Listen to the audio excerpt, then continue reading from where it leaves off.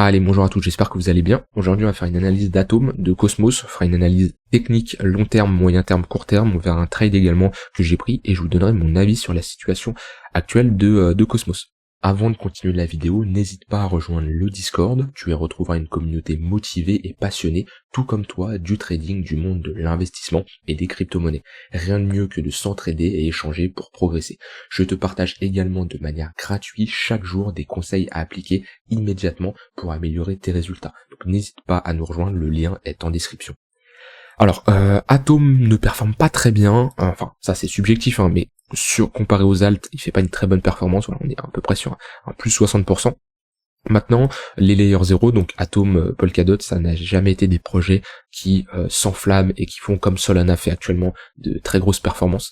C'est pas leur point fort, le marketing, la communication à Atom, et c'est vrai que c'est important maintenant dans les projets actuels d'avoir une grosse part de marketing, de com, parce que c'est ce qui crée la hype et c'est ce qui peut attirer énormément de gens, des retails, et je sais que en général les particuliers, les retails ne sont pas intéressés par Polkadot, par Cosmos, parce que déjà c'est des projets qui sont compliqués à comprendre. Et surtout, c'est pas des projets qui, voilà, en général, quand on regarde ce genre de chart, on se dit, ok, bon, il a pas proposé un gros multiplicateur lors du précédent cycle, et c'est vrai, comparé à des Matic, des Solana, c'est assez faible, et il n'y a pas de gros pump. Donc je sais que Atom n'intéresse pas énormément de monde au niveau des retails, pourtant si on s'intéresse à minima au projet, c'est un projet vraiment très intéressant, qui selon moi, il y a de grandes chances d'avoir un narratif autour des layers 0 lors du prochain cycle. Pour moi, c'est indispensable, les Layer 0 sont indispensables à l'écosystème crypto et ils apportent une grosse valeur ajoutée. Donc ça se trouve je me trompe, moi Atom c'est ma 3e plus grosse position au niveau de mon portefeuille long terme, avec un prix d'achat moyen aux alentours des $9 à peu près, 9$, 9,4$, plus si je compte le staking que maintenant je fais depuis un long moment, plus d'un an facile, je dois avoir un prix de revient unitaire vers les 8,5, $8, c'est une bonne zone, c'est une bonne zone selon moi d'entrée que j'ai eu, je suis bien rentré quand il fallait sur Atom, et j'ai un très bon prix de revient unitaire sur une précédente zone d'accumulation. Ça c'est important, mais en général, quand on a une phase d'accumulation, une tendance haussière et une phase de distribution et une tendance baissière, c'est très rare qu'on réintègre une précédente zone d'accumulation. Si on réintègre une précédente zone d'accumulation, c'est qu'on rentre dans un gros range long terme, selon moi.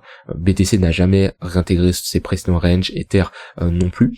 Par exemple, si BTC l'avait réintégré, il fallait qu'il réintègre les $14 000, chose qu'il n'a pas fait. Et on peut juste mettre un volume profile, regarder le POC, qui est aux alentours des $5, et voilà, on peut se dire que tant qu'on n'a pas réintégré ce niveau-là, on n'a pas réintégré une précédente zone d'accumulation, et on a toujours un déplacement de la valeur qui est haussier tout simplement. Alors on va voir des targets qui sont tout à fait réalisables selon moi pour Atom lors du prochain cycle. On va mettre juste des extensions de Fibo. Hop, tac, on va juste inverser ça. Hop.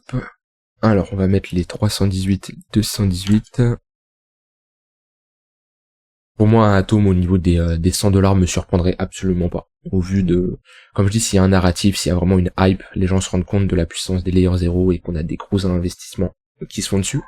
Alors je vois pas spécialement un ETF, Atom, ce genre de choses comme on va avoir BTC et Ether, mais voilà, c'est des infrastructures qui sont très intéressantes et si on se rend compte vraiment, si la plupart des gens se rendent compte de leur potentiel, que ça soit directement ou indirectement, sans s'en rendre compte, c'est-à-dire que ils peuvent s'en rendre compte, passer par d'autres protocoles qui utilisent de l'atome du cosmos, enfin qui sont dans le cosmos, et du coup ça impacte le réseau à la hausse. Maintenant, c'est vrai que le token Atom, d'un point de vue utilisation, il sert pas à grand chose, et c'est ce qui fait aussi qu'il performe pas très bien. C'est un peu, voilà, si on doit vraiment retenir 2 points négatifs de Cosmos, c'est la partie marketing et le côté utilisation du token, mais je pense que ça va être remédié dans les prochains mois, prochaines années, prochains mois surtout, comme quoi que le token, ils vont trouver une utilité. Je sais qu'ils étaient en train de faire quelques modifications, maintenant ça se fait pas du jour au lendemain, et surtout il y a tout un vote, quand vous avez des tokens que vous faites du staking, vous participez à la gouvernance et vous participez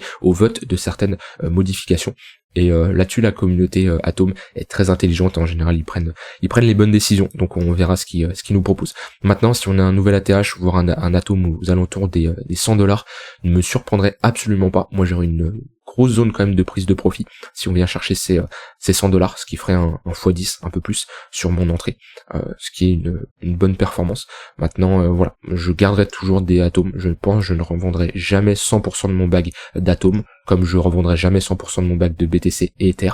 Les autres cryptos, c'est différent, du Solana, du Chainlink, du Polkadot, je pense que ça peut m'arriver de revendre 100% si j'en ai les moyens à un moment, enfin si genre j'ai l'occasion de tout TP, je TPerai tout. Atom, BTC, Ether, j'en garderai toujours une petite partie. Alors donc 218, très bonne zone de prise de profit, et 318. Alors avant ces zones-là, il y a bien sûr des niveaux de retracement. Déjà, si on revient chercher les 0,382, c'est une très bonne zone de résistance pour ceux qui font un peu du court moyen terme là. Alors quand je dis court moyen terme, ça reste sur quand même du weekly, hein, mais globalement, quelqu'un qui est rentré ici et qui se dit ok, je vise les $20 dans les prochaines semaines, prochains mois, c'est une bonne zone de prise de profit. Chiffre rond psychologique, 0,382 de Fibo, et ligne de coup ici, une précédente zone de top de marché où on a tout simplement fait un M-top. Et c'est une très bonne zone, comme je l'ai dit, de localisation pour chercher à prendre des profits où techniquement on peut s'attendre à ici des vendeurs qui défendent leur niveau et des acheteurs qui prennent des profits. Je vous rappelle, des acheteurs qui clôturent leur position, c'est tout simplement des vendeurs. Donc ça, c'est Atom sur du long terme. Sur du court terme, il nous a fait une petite pattern de retournement qu'on voit surtout en close line, un petit W, mais je suis pas fan des W où on va faire un second creux plus bas que le précédent. Je sais qu'il y en a qui considèrent ça comme un break ici avec une prise de liquidité, ici un break de la structure qui est baissière, qui était baissière avec ses sommets de plus en plus bas. En plus sur du court, enfin sur du moyen long terme, on a clôturé au-dessus du tunnel daily, donc ça c'est assez encourageant. On voit qu'on était baissier, on avait fait une fausse cassure, on avait réintégré, il faisait toujours office de résistance, et là on est repassé au-dessus, on a fait même un pullback, on a un flux qui est haussier, on avait une divergence haussière qui est validée. Pour moi, Atom, si le marché ne se retourne pas, a toute la capacité d'aller chercher au moins ces $15 et revenir chercher son haut de range, parce que actuellement on est dans un range. Si je mets hop mon volume profile, voilà, on a une borne basse autour en dessous de notre value area low, donc au-dessus des $8, et une borne haute au-dessus des 13,5$. Donc quelqu'un qui fait de la stratégie de range, sous cette borne là c'est une très bonne zone pour chercher des longues, et au-dessus de cette borne là c'est une bonne zone pour chercher des shorts ou de la prise de profit. Moi je ne pourrais pas shorter Atom dans cette zone là au vu de la saisonnalité, de comment le marché des cryptos performe. Par contre ça peut être une zone de prise de profit pour ceux qui sont rentrés sur du bad range. Donc voilà, ça c'est d'un point de vue technique sur du long terme. Sur du court terme, on est clairement dans une tendance haussière, les moyennes mobiles sont orientées à la hausse, le 1h est au-dessus du 4h, le 15 minutes est au-dessus du 1h. J'ai pris une position ici, c'était mardi soir vers 20h, 21h, j'étais rentré ici, je sais pas si je peux retrouver le trade qui est peut-être ici. Ok, ouais, parfait. Alors, pourquoi je suis rentré en position? Alors, c'est toujours simple de dire après, d'expliquer après, mais je peux pas toujours vous dire ok, je suis rentré là. De toute façon, je ne fais pas de conseil en investissement, c'est pas mon but, mais le but c'est pas de vous montrer ok super j'ai un trade gagnant, parce que non, j'ai aussi des trades perdants, et surtout même cette année de trading, elle est pas incroyable. Je fais pas une année de monstrueux. Faut savoir le reconnaître. Cette année c'est plus les investissements qui ont été incroyables, comparé à 2022 où 2022 le trading était plutôt pas mal, les performances, alors que en investissement c'était pas ouf au vu du bear market. Par contre en 2023 en investissement les performances sont très très bonnes, alors que en trading c'est légèrement positif, mais sans plus. Je sais pas une performance de dingue sur l'année. Donc j'ai des trades gagnants, j'ai des trades perdants, j'ai des mois négatifs, j'ai des mois positifs. On peut pas toujours avoir raison tout le temps, on peut pas avoir toujours gagné, c'est comme ça, et sinon ça serait trop simple.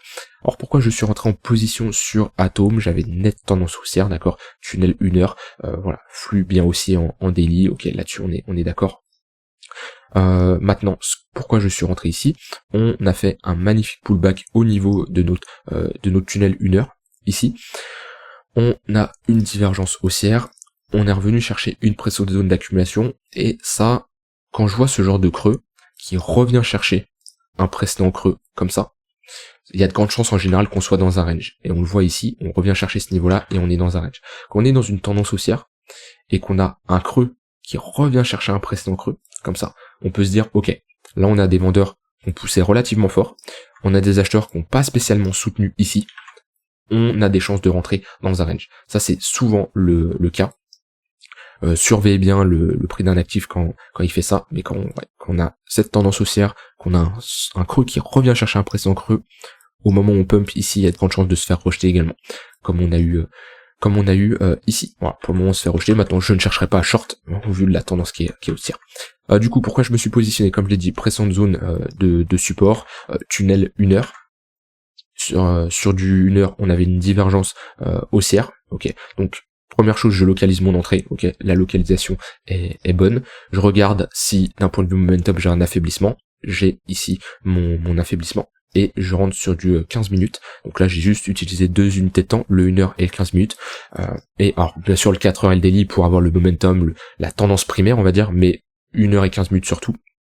Et en 15 minutes, j'attendais juste une structure pour me positionner. Et ici, j'ai une pattern de retournement où je me suis positionné sur le pullback. Donc, je me suis positionné globalement ici et j'ai une prise de profit à 2 pour 1. Je ne cherchais pas à chercher plus haut. Pourquoi? Parce que déjà, c'est une altcoin qui ne performe pas très bien. Je vous ai toujours dit, concentrez-vous sur les altcoins qui performent le plus. Alors, est-ce que ici, je ne respecte pas spécialement ce que j'ai dit? C'est pas spécialement ça. J'ai été avec un risque beaucoup plus faible que d'habitude. Parce que, comme j'ai dit, Atom ne performe pas très bien. Maintenant, j'avais quand même un setup qui s'est enclenché, mais je ne vise pas spécialement de nouveaux sommets sur des projets qui sont pas aussi forts, sur des cryptos qui sont pas aussi fortes que les autres, d'accord? Là, on aurait été sur Solana, ce genre de setup, j'aurais été chercher du 3 pour 1, voire plus. Maintenant, comme j'ai dit, vu qu'Atom ne surperforme pas de manière énorme en ce moment, eh ben, je préfère me méfier, d'accord? Donc voilà, 2 pour 1, j'ai été chercher une zone de prise de profit qui était très intéressante d'ailleurs, puisque c'était dans notre zone d'imbalance, ok? Donc voilà, qu'on est venu combler, qui a fait office de résistance. Donc voilà, trade sur Atom. Maintenant, je ne chercherai pas spécialement à rentrer en position maintenant, même si je vois qu'on a fait un pullback au niveau de notre tunnel 15 minutes, mais on a une divergence baissière. On est revenu chercher cette zone d'imbalance, cette pattern de top de marché qu'on a fait ici. On a un petit M-top, on est venu faire un pullback sur notre ligne de coup. On a refait ici un M-top de ce que je vois. Donc on voit que on est, comme je l'ai dit, sûrement dans un range avec une borne basse aux alentours des 9$ et une borne haute aux alentours des 10$. Voilà. 2 chiffres ronds psychologiques. On voit que c'est des zones où le marché a très bien réagi. Si on revient chercher cette zone-là et qu'on me propose une divergence haussière, une pattern de retournement, je pourrais à nouveau rentrer en position. Maintenant, comme je l'ai dit, je ne me concentre pas énormément sur Atom en ce moment, vu que c'est pas l'alcoin qui performe le plus. Donc c'est une altcoin, c'est pas l'alcoin la plus forte. Et en général, les altcoins qui sont pas les plus fortes, si le marché se retourne, c'est celles qui vont prendre le plus cher. Donc voilà, méfiance tout de même. Si je regarde Atom contre le BTC, tac. Bon, on est sur un rebond en V-bottom. Je vais enlever ça. On est juste sur un rebond en V-bottom pour le moment. On est quand même sur un gros niveau de support weekly, bien entendu. Ouais. On est sur un gros niveau de support weekly. Divergence haussière, maintenant on n'a pas de retournement, on n'a pas une structure qui me dit ok, le bottom est posé. On voit si je note tous les sommets, hop, ici, on voit qu'on est toujours dans une dynamique baissière. Ce qui serait bien, ça serait break ce niveau-là, revenir faire un pullback dans une zone d'imbalance, dans notre zone de rechargement de short, et valider une structure en W. En tout cas, je préfère me positionner sur une charte comme ça que des charts où on est dans une tendance baissière depuis des mois, des années sur la performance contre le BTC. Là, en tout cas, on est dans une très bonne zone de localisation pour faire de l'arbitrage et avoir plus d'atomes que de BTC dans son wallet. Enfin, pas plus d'atomes que de BTC, mais on va dire de switch. Hein, quelqu'un qui a par exemple 30% de BTC et 2% d'atomes, et ben il va aller chercher du 3-4% d'atomes et réduire son wallet de BTC, parce que là, on a un signal qui me dit que techniquement on est sur une zone de support très long terme. Atom a plus de chances de surperformer le BTC dans les prochaines semaines, prochains mois. Voilà, rien d'autre à ajouter de plus. J'espère que cette vidéo vous aura plu, j'espère que ça aura été instructif pour vous. Moi, comme je l'ai dit, je ne change pas de casquette sur Atom, hein, c'est pas parce qu'on a des baisses, on a des moins 30, moins 40% que je sors du projet. Pour moi, le fondamental ne change pas. C'est un excellent projet et je le vois, comme je l'ai dit, bien performer lors du prochain cycle. Ça se trouve, je me tromperai, si je me trompe, et ben je l'accepterai, et on peut pas toujours avoir raison sur tout dans tout ce qu'on investit. Maintenant, j'espère ne pas me tromper, parce que ça reste quand même alors le risque est maîtrisé, là-dessus il y a pas de souci, mais ça reste quand même un bag assez conséquent dans mon wallet. Mais comme je l'ai dit, au vu du projet, techniquement, plus il y a de probabilité, plus on alloue une partie de son portefeuille, ce qui est logique. Les wallets, les cryptos qui ont moins de chances de performer, on va pas se positionner dessus, et ceux qui ont plus de chances, on se positionne plus dessus. Voilà, je vous souhaite une très bonne fin de journée, pas de conseils en investissement là-dessus, prenez vos propres décisions et renseignez-vous sur les projets avant de rentrer en position, mais voilà, gérez bien votre risque surtout, et on se retrouve demain pour une prochaine vidéo. Bye bye.